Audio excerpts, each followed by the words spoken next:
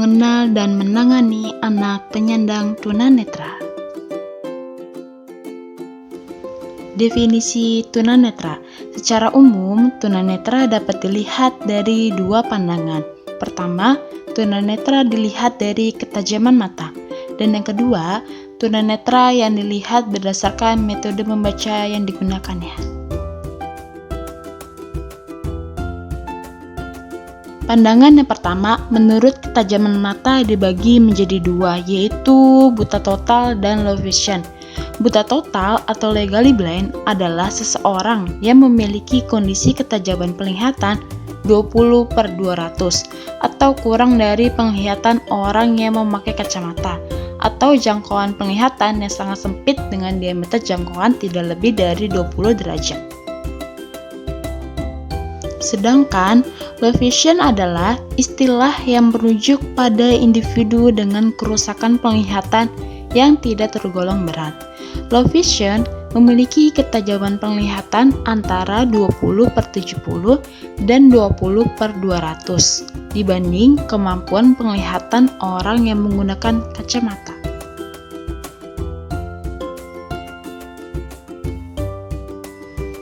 Pada pandangan yang kedua, seseorang yang telah dinyatakan tidak dapat melihat memiliki cara membaca tertentu, yaitu menggunakan alat bantu, braille, dan aural method.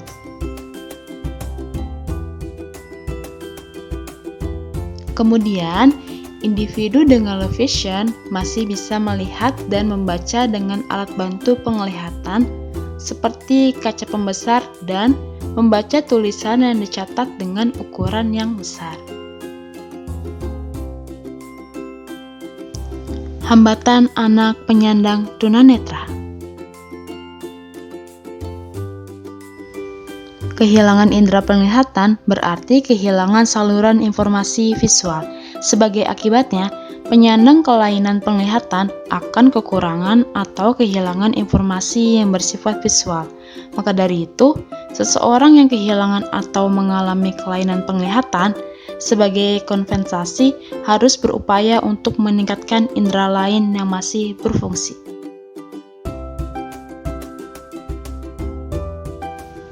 Cara anak tunanetra belajar dan layanan pendidikan yang diterima. Metode belajar bagi anak tunanetra. Metode individual. Dalam mendidik anak tunanetra, tenaga pendidik atau orang tua perlu memperhatikan hal-hal yang berhubungan dengan individu anak. Metode pengalaman penginderaan.